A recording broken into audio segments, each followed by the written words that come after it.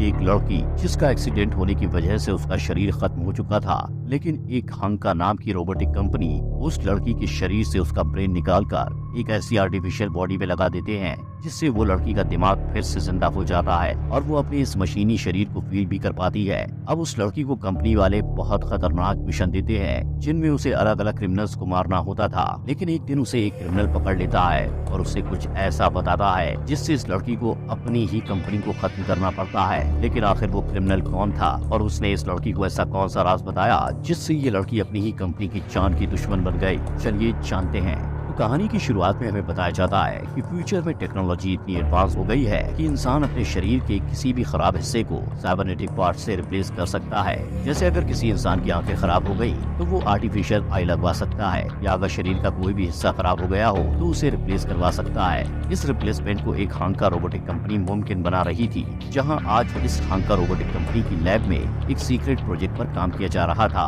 जिसमें human body का exact mechanical copy बनाया जा रहा था, जिसे शेल कहा जाता था। इस शेल में डॉक्टर्स ने किलियन नाम की एक लड़की का ब्रेन लगाया था, क्योंकि किलियन के पेरेंट्स एक साइबर टेररिस्ट अटैक में मारे गए थे और इसी अटैक में किलियन का शरीर भी बहुत ज्यादा खराब हो गया था, जिसे ठीक नहीं किया जा सकता था। इसलिए डॉक्टर्स ने उसके ब्रेन को इस शेल में लगा दिया है। थोड़ी देर बाद जब किलियन को होश आता है तो उसे अपने सामने डॉक्टर ओलेट खड़ी दिखती है, जो उसे बताती है कि तुम्हें अपने पास के बारे में कुछ भी याद इसलिए नहीं आ रहा क्योंकि उस टेररिस्ट अटैक का तुम्हारे ब्रेन पर एक गहरा सदमा लगा है। वेल, इसके बाद डॉक्टर ओलेट इस सीक्रेट प्रोजेक्ट और इस हांका कंपनी के सीईओ कटर से मिलती है, जो डॉक्टर ओलेट को कहता है कि किलियन को सेक्शन 9 नाम के एक काउंटर टेररिस्ट ग्रुप में शामिल करना चाहता हूँ। लेकिन डॉक्टर ओलेट इस बात के लिए राजी नहीं थी, लेकिन फिर भी कटर किलियन को लेकर अपने फैसले पर पक्का रहता है। यहाँ से कहानी एक साल आगे बढ़ती है, जहाँ हमें पता चलता है कि किलियन अब सेक्शन 9 ग्रुप में मेजर की पोस्ट पर प्रमोट हो चुकी है। किलियन अपने दो साथियों बाटो और टोगुसा के साथ कोऑर्डिनेट करते हुए अपने चीफ जस्टिस की अरामाकी से ऑर्डर्स ले रही थी और उस बिल्डिंग पर नजर रखे हुए थी जिसके अंदर अभी हांका रोबोटिक्स की बिजनेस कॉन्फ्रेंस चल रही थी। अचानक ही किलियन को बिल्डिंग के अंदर से आ रही सिग्नल्स में कुछ डिस्टॉर्शन नजर आने लगता है। किलियन अपने चीफ जस्टिस को बताती है कि कॉन्फ्रेंस में मौजूद अफ्रीकी राष्ट्रपति पर कोई नजर रखे हुए है और जल्द ही कुछ बुरा होने वाला है। चीफ अभी किलियन को वेट करने के लिए बोलते हैं, लेकिन किलियन नहीं सुनती और अपनी पोजीशन से जंप करते हुए कॉन्फ्रेंस हॉल के अंदर एंटर कर जाती है। यहाँ अब तक कई सारे टेररिस्ट आ चुके थे और यहाँ इन लोगों के साथ मिली एक रोबोटिक वेट्रेस यहाँ मौजूद हांका के अधिकारी के दिमाग से सारा डेटा निकालने में लग जाती है। किलियन यहाँ इनविजिबल होकर आती है और एक एक करके सबको खत्म कर देती है। जब तक वो हांका के अधिकारी के पास आती है वो मर चुका होता है। किलियन यहाँ नोटिस करती है कि वो रोबोटिक वेट्रेस दरअसल में हैक की गई थी और जैसे ही किलियन उसे शूट करती है वो रोबोट एक ही बात रिपीट करने लगती है, हांका का साथ देने वाला मर जाना चाहिए। इसके बाद हांका की रिमेनिंग फोर्स यहाँ आती है और किलियन अपनी टीम के साथ हेड हंटर्स चली जाती है, जहाँ चीफ डेस्की उन्हें बताते हैं कि इस अटैक के पीछे उस नाम का एक बंदा था और इस बंदे ने ही उस वेट्रेस को भी हैक किया था। चीफ डेस्की यहाँ से किलियन और बाटो को हांका रोबोटिक्स जाकर उस हैक वेट्रेस के बारे में पता लगाने के लिए कहते हैं। मीटिंग ओवर होने के बाद चीफ डेस्की अपने ऑफिस में किलियन को बुलाते हैं और उससे पूछते हैं कि मिशन के दौरान उनके मना करने पर भी वो कॉन्फ्रेंस हॉल में जंप क्यों कर गई थी।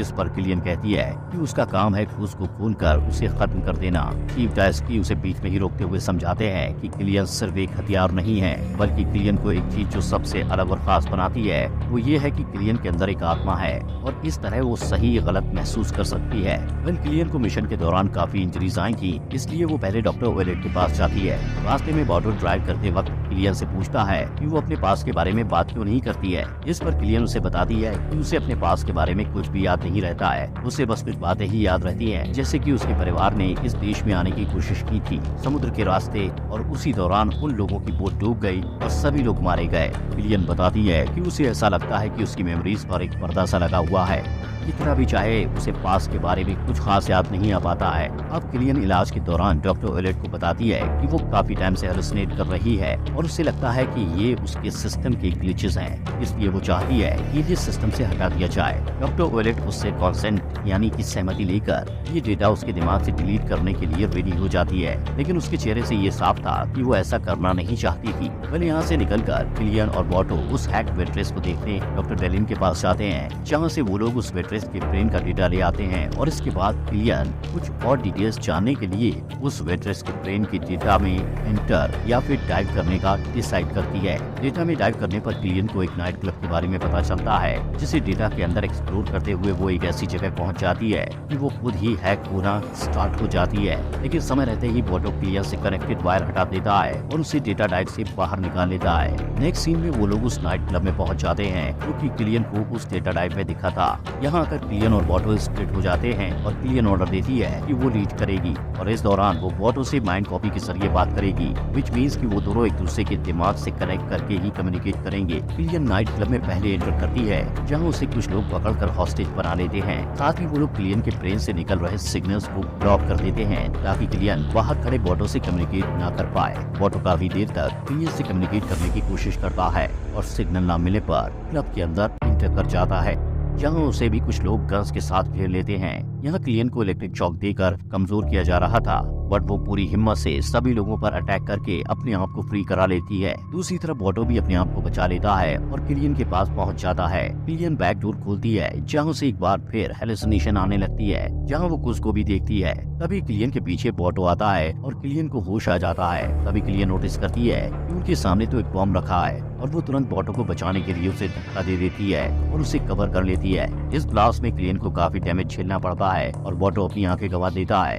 लेकिन डॉक्टर ओलेट उन दोनों को ही रिपेयर कर देती है और बॉटो को साइबरनेटिक आइज लगा दी जाती हैं। इसके बाद हम कटर और चीफ डेस्की के बीच एक मीटिंग देखते हैं, जहां कटर बताता है कि वो इस बात से नाखुश है कि किलियन को सेक्शन 9 में सही तरह से नहीं रखा जा रहा है। वो चाहता है कि किलियन की रिस्पॉन्सिबिलिटी उससे मिल जाए। अगर ऐसा नहीं हुआ तो वो सेक्शन 9 की टीम को खत्म भी कर सकता है। इस पर चीफ डेस्की उससे कहते हैं कि उन्हें उसकी धमकी से कोई फर्क नहीं पड़ता है। यहाँ से सीन शिफ्ट होता है और हम देखते हैं कि किलियन अपने आप को मिरर में देखकर खुद से ही सवाल कर रही थी कि आखिर वो है क्या, क्योंकि ना तो वो पूरी तरह इंसान है और ना ही वो रोबोट्स की तरह है। अब यहाँ किलियन अपने आप से सवाल करने में बिजी थी, तो दूसरी तरफ लैब में डॉक्टर डेलिन उसी हैक वेट्रेस रोबोट के ब्रेन डेटा को एक्समाइन कर रही थी। तभी उन्हें उसमें एक इंक्रिप्टेड फाइल मिलती है, जिसका नाम सिक्योर प्रोजेक्ट 2571 था। तभी अचानक उस वहाँ आ जाता है और उसके आते ही डॉक्टर डेलिन वो सब डेटा अपने हाथ में छिपा लेती है, जिसके बाद कुछ उन्हें जान से मार देता है। अगले दिन किलियन और बॉटो यहाँ क्राइम सीन पर आते हैं, जहाँ किलियन डॉक्टर डेलिन से वो यूएसबी लेती है और उसे एक्समाइन करने पर उसे पता चलता है कि उस एन्क्रिप्टेड फाइल में अब तक उन सभी लोगों के डिटेल्स वगैरह थे जिन्हें जान से मार दिया गया है और इसी फाइल में अगला नाम डॉक्टर ओलेट का भी था। तभी सीन शिफ्ट होकर वो सैनिटेशन वर्कर्स पर आता है, जिनके ब्रेन्स को खुद हैक कर लेता है और उनकी सैनिटरी ट्रक ड्राइव कराकर डॉक्टर ओलेट की कार से हिट करा देता है। कार पलट जाती है और वो दोनों वर्कर्स कार पर फायरिंग करने लगते हैं, लेकिन टाइम रहते किलियन यहाँ बाकी ऑफिसर्स के साथ आ जाती है और उन वर्कर्स में से एक को मारकर एक को अरेस्ट कर लेती है। इस वर्कर को इन्वेस्टिगेशन के लिए लाया जाता है, जहाँ ये साफ पता चल जाता है कि उसकी मेमोरीज डिलीट हो गई हैं और उसे कुछ भी याद नहीं है। इनफैक्ट उसकी फेक मेमोरीज बन चुकी थी। अचानक ही उस वर्कर को खुद हैक कर लेता है और उसके थ्रू अपनी बात कहने लगता है। किलियन उसके पास जाती है और यहाँ ना कि ऑफिसर्स उसकी लोकेशन ट्रैक करने में लग जाते हैं। अब जैसे ही वो लोग उसकी लोकेशन ट्रैक कर लेते हैं, वो वर्कर सुसाइड कर लेता है। इसके बाद ऑफिसर्स की एक टीम उसकी लोकेशन पर निकल जाती है। यहाँ आकर वो लोग देखते हैं कि एक रूम बहुत सारे लोगों से भरा हुआ था, जिन पर एक्सपेरिमेंट्स वगैरह किए जा रहे थे एंड वो लोग इन पर अटैक कर देते हैं। दूसरी तरफ किलियन एक रूम में पहुंचती है, जहाँ कई सारे लोग एक सर्कल में बैठे हुए थे और वो सबके ब्रेन वायर से कनेक्टेड होकर उसके लिए एक नेटवर्क बना रहे थे। वहाँ से और आगे जाने पर किलियन को वही हेलुसिनेशन ग्लिचेस महसूस होने लगते हैं और ठीक उसी समय पीछे से कुछ लोग आकर उस पर इलेक्ट्रिक रॉड से अटैक कर देते हैं। इसके बाद जब किलियन की आंखें खुलती हैं, तो वो अपने आप को एक रूम में बंधा हुआ देखती है और तब उसके सामने कुछ आता है और किलियन को बताता है कि किलियन अपनी तरह की पहली इंसान नहीं है जिसका ब्रेन एक शेल बॉडी में डाला गया है, बल्कि उससे पहले 98 टाइम्स हांका रोबोटिक्स ने लोगों पर एक्सपेरिमेंट किए हैं और क्रूज भी उन लोगों में से ही एक है जो कि उस एक्सपेरिमेंट का एक फेल्ड नतीजा है। क्रूज बताता है कि इसके बाद हांका के साइंटिस्ट ने उसे फेंक दिया, लेकिन इससे भी भी बुरा उन्होंने ये किया कि उससे उसकी मेमोरीज भी छीन ली। वो किलियन को बताता है कि किलियन जो मेडिसिन लेती है वो दरअसल उसकी मेमोरीज को खत्म करने के लिए उसे दी गई है। वो किलियन से कहता है कि अगर तुम्हें मेरी बातों पर यकीन नहीं आ रहा तो तुम वो कर सकती हो जिसके लिए तुम्हें यहाँ भेजा गया है, और ऐसा कहकर वो किलियन को फ्री कर देता है। जिसके बाद किलियन उसे शूट कर देती है, लेकिन कुछ को कुछ नहीं होता। तभी सेक्शन 9 की बाकी टीम भी यहाँ आ जाती है, जिन्हें देखकर कुछ यहाँ से भाग जाता है और किलियन भी यहाँ से चली जाती है। नेक्स्ट सीन में हम किलियन को रात के समय डॉक्टर ओलेट के रूम में देखते हैं, जहाँ किलियन उनसे सारा सच पूछती है। डॉक्टर ओलेट बताती है कुछ उन 98 लोगों में से एक था जो कि उस एक्सपेरिमेंट में मारे गए थे। साथ ही साथ वो किलियन को ये भी बताती है कि किलियन के पेरेंट्स की टेररिस्ट अटैक में मरने वाली मेमोरीज दरअसल में झूठी मेमोरीज हैं, और ये मेमोरीज कटर के कहने पर ही उसके अंदर इम्प्लांट की गई थी ताकि वो कुछ एंड अदर टेररिस्ट के खिलाफ लड़ने के लिए रेडी हो जाए। किलियन ये सब सुनकर परेशान हो जाती है और सिटी के बाहर पानी में गोता लगाने चली जाती है। थोड़ी देर में ही बॉटो से खुजता हुआ यहाँ आ जाता है और उसे अपने साथ वापस सिटी ले जाता है, जहाँ अचानक ही कटर के आदमी उसे सेडेट करके पकड़कर लैब में ले आते हैं। यहाँ कटर जाता है और डॉक्टर ओलेट से कहता है कि किलियन एक लायबिलिटी बन गई है और अब उसकी कोई जरूरत नहीं बची है। इसलिए वो डॉक्टर ओलेट को ऑर्डर देता है कि वो किलियन के सिस्टम में पॉइजन इंजेक्ट करके उसे खत्म कर दे। डॉक्टर ओलेट किलियन के पास जाती है और उसे पॉइजन न देकर उल्टा रिवाइवल का इंजेक्शन देकर उसे उसकी मेमोरीज से भरा यूएसबी एंड एक एड्रेस उसके हाथ में थमाकर उसे यहाँ से भाग जाने के लिए कहती है। किलियन लैब से बाहर भागती है और यहाँ कटर अपनी गन से डॉक्टर ओलेट को शूट करके जान से मार देता है। जिसके बाद वो सेक्शन 9 से कांटेक्ट करता है और उनके सामने ये कह देता है कि किलियन ने ही डॉक्टर ओलेट का मर्डर किया है और इसलिए वो किलियन पर शूट ऑन साइट का ऑर्डर दे देता है। यहाँ दूसरी तरफ किलियन उस एड्रेस पर पहुँचती है जहाँ उसे एक ओल्ड लेडी मिलती है जो किलियन को बताती है कि उसकी बेटी मोटोको 1 साल पहले घर छोड़कर भाग गई थी। वो हांका रोबोटिक्स के खिलाफ और इनकी टेक्नोलॉजी आर्टिकल्स लिखने की वजह से अरेस्ट होने के बाद उसने कस्टडी में ही सुसाइड कमिट कर लिया था। किलियन ये सब जानकर यहाँ से निकलती है और चीफ डेस्की को कांटेक्ट करके सब सच बता देती है। चीफ डेस्की भी उसे डॉक्टर ओलेट की डेथ के बारे में बता देते हैं और कहते हैं कि वो प्रेसिडेंट से मिलने जा रहे हैं,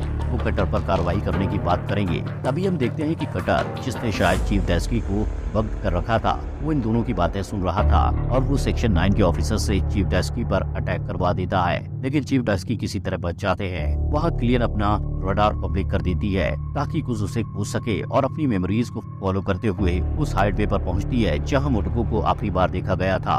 कुछ यहाँ आता है और किलियन उसे बताती है कि कटर और हांका रोबोटिक्स के एक्सपेरिमेंट्स के खिलाफ जो बच्चे लगातार आवाज उठा रहे थे, उन्हें हांका ने एक एक करके ट्रैक करना स्टार्ट कर दिया था और वो सभी इस जगह छिप कर रहा करते थे और कुछ भी उन्हीं बच्चों में से एक था और उसका असली नाम एडियो हुआ करता था। किलियन दरअसल खुद मोटोको थी। उस ये सब सुनकर किलियन को कन्विंस करने की कोशिश करता है कि वो उसके साथ हांका के खिलाफ जंग में शामिल हो जाए, लेकिन तभी यहाँ एक ब्लास्ट होता है और कुछ वहीं गिर जाता है। किलियन अपने आप को संभालती है और कटर के द्वारा कंट्रोल किए जा रहे स्पाइडर टैंक को डिस्ट्रॉय कर देती है। तभी कटर उस पर एक मिसाइल दाग देता है, जिसके बाद वो कुछ की तरफ जाता है और उसे जान से मारने ही वाला होता है।